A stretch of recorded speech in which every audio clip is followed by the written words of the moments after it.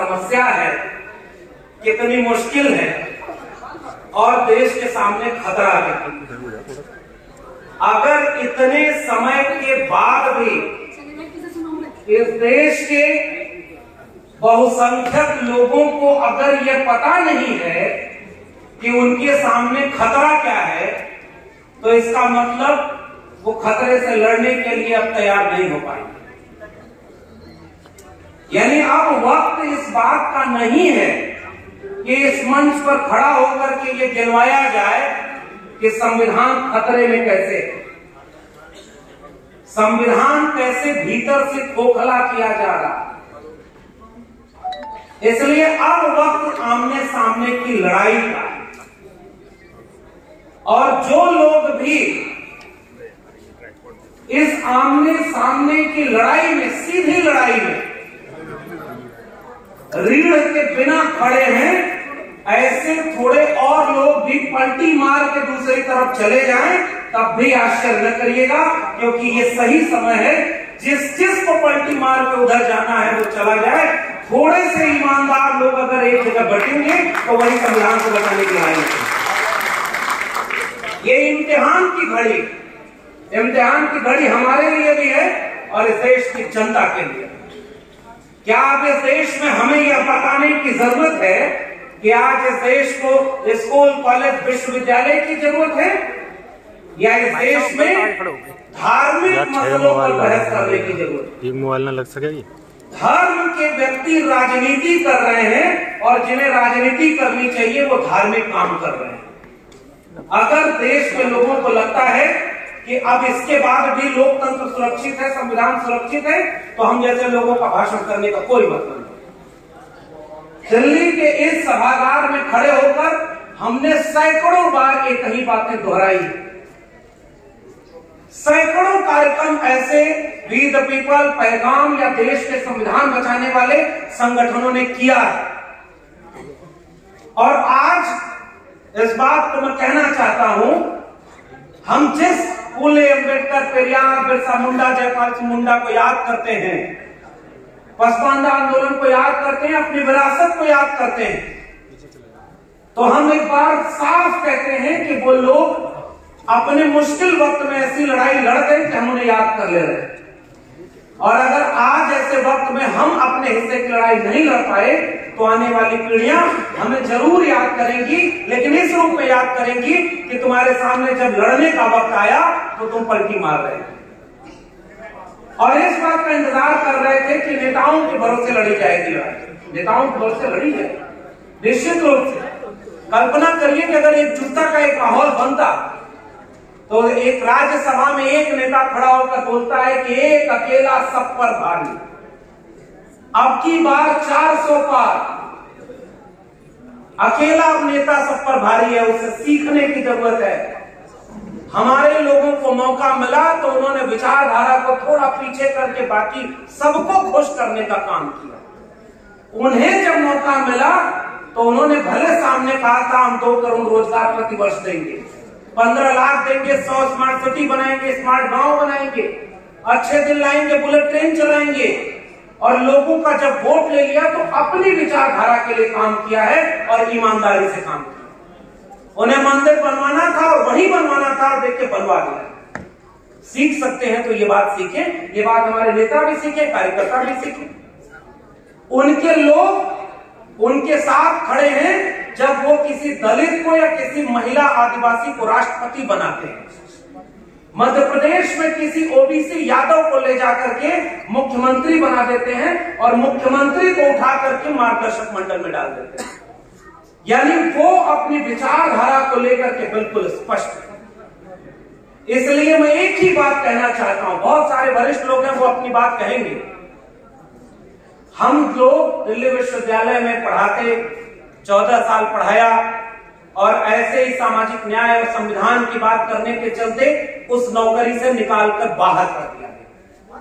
तो जब हम हक और अधिकार की लड़ाई लड़ना शुरू किए थे तो हमें पता था कि इसका अंजाम यह होगा, लेकिन इसका अंजाम जानते हुए भी हमने अगर कोई जोखिम उठाया तो यह सोचकर जोखिम उठाया था कि मंडल कमीशन और भारत का संविधान न होता तो हमारे हाथ में कलम और किताब ही नहीं होती, तो प्रोफेसर की नौकरी कैसे मिलती।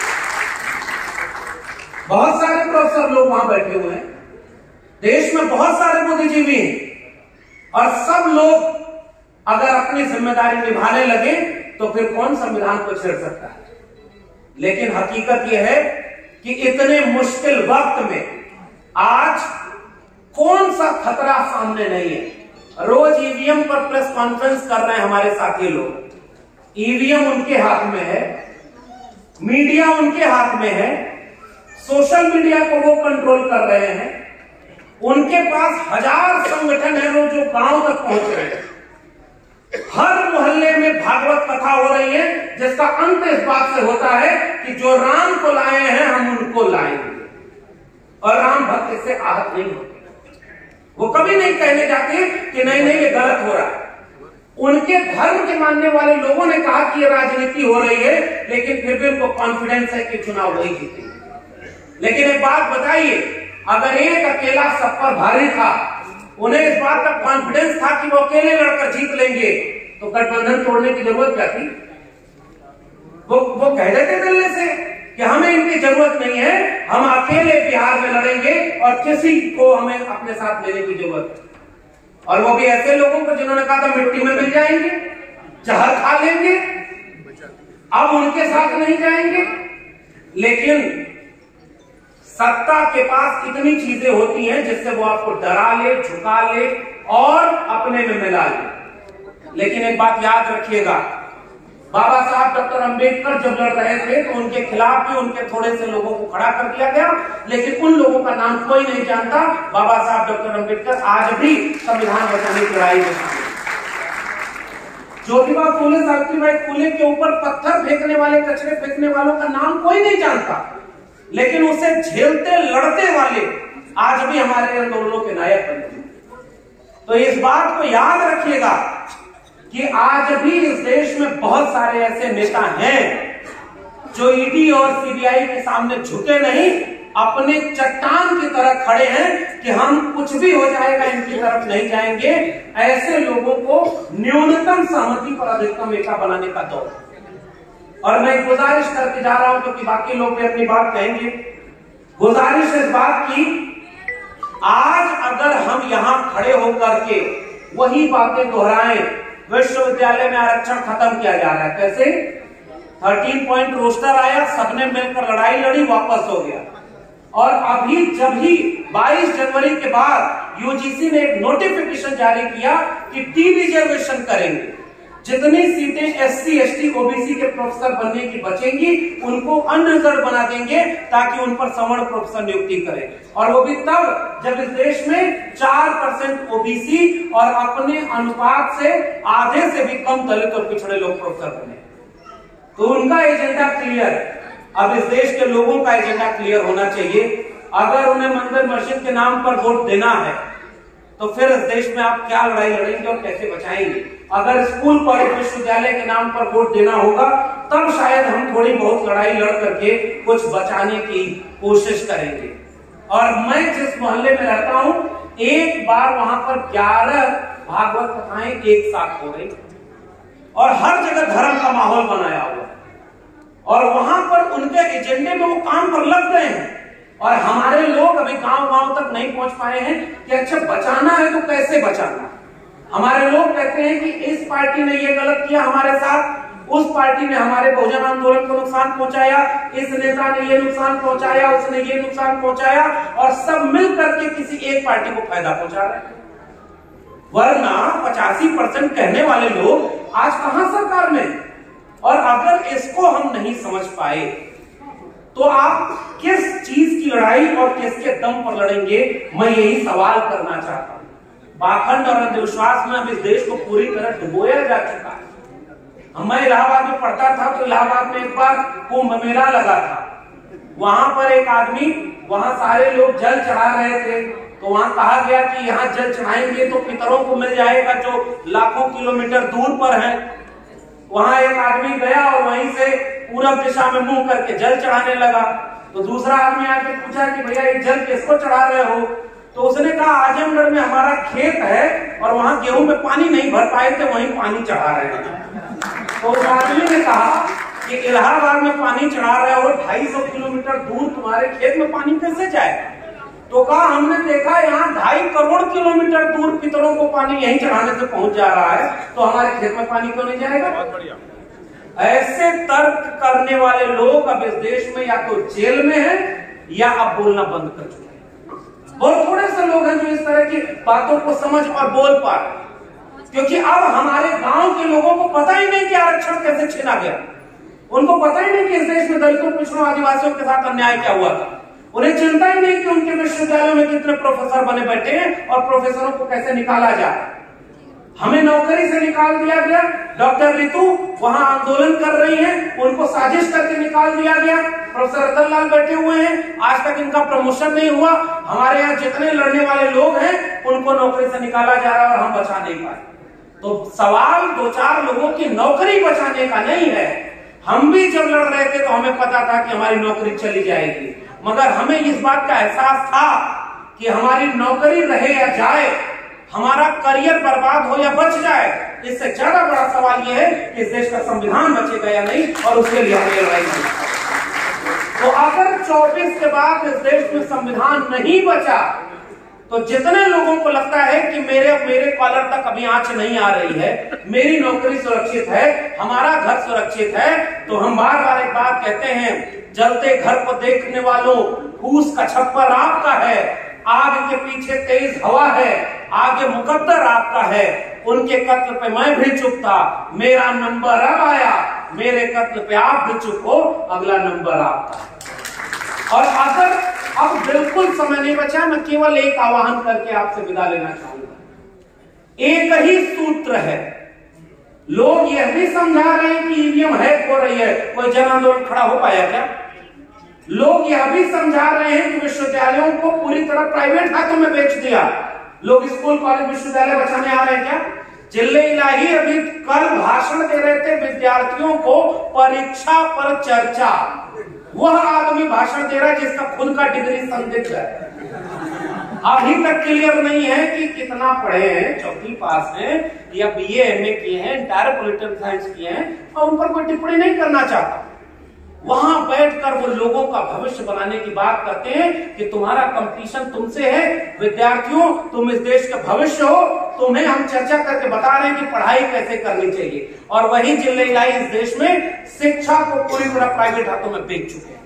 वो विद्यार्थियों को नहीं बताएंगे, हमें बताना होगा ना, वो तो सरकार में है। इसलिए स्कूल, कॉलेज, विश्वविद्यालय बचाने की लड़ाई हम नहीं लड़ पाए, अगर संविधान को बचाने की लड़ाई नहीं लड़ पाए, जाते जाते केवल एक बात, बिहार से एक आवाज निकली थी, वह आवाज पूरे धर्म की राजनीति के सामने चुनौती थी, और वो आवाज थी जाति जनगणना। एकमात्र मुद्दा था जो धर्म के मुद्दे पर हावी था। और आज भी मैं एक पैगाम आपके इस पैगाम के मंच से देना चाहता हूं, पूरे देश के लोगों को आह्वान करना चाहता हूं। एक मुद्दा अगर हम बना लें, उसके साथ ईवीएम जोड़ लीजिए, उसके साथ स्कूल, कॉलेज, विश्वविद्यालय जोड़ लीजिए, वो है जाति जनगणना। जिसकी जितनी संख्या भारी उसकी उतनी हिस्सेदारी, और इसके लिए जरूरत केवल इतनी है, दलित को दलित से लड़ा रहे हैं, ओबीसी को ओबीसी से लड़ा रहे हैं। अभी मैं बैठा था तो हमारे पास एक सज्जन आए और कहे कि बहुजन नेताओं को एक करने के लिए हमें कुछ करना चाहिए। अरे इतना बड़ा खतरा सामने आने के बाद जो नेता एक नहीं हो रहे हैं, अब उनको हालात पर छोड़ दीजिए, उनका फैसला जनता करे कि अगर एक नहीं हो रहे तो वो किसका फायदा कर रहे हैं। इस पर मैं और कोई टिप्पणी नहीं करूंगा। अगर इतनी मुश्किल में जो पार्टी सबसे मजबूत है, जिसके पास ईवीएम है, पैसा है, मीडिया है, सब कुछ है, आरएसएस है, वो फिर भी ऐसे लोगों को अपने सरकार और अपने गठबंधन में ले रही है जो उनके खिलाफ दिन रात गाली देते थे। और हम लोग केवल ये देख रहे हैं कि ये प्योर अम्बेडकराइट नहीं है। इन्होंने आज से 20 साल, 15 साल, 10 साल पहले गलती की थी, इन्होंने बहुजन आंदोलन को नुकसान पहुंचाया। हम प्योर लोग एक जगह होंगे तो प्योर लोग अगर बिखरे रहेंगे तो फिर किसका साथ देंगे? इसलिए केवल एक गुजारिश, 10 बातें अगर हैं, 10 में 6 जगह हमारा झगड़ा हो सकता है। अगर 4 जगह हम एकजुट हैं तो आइए 4 मुद्दों पर एक जगह खड़े हो जाएं।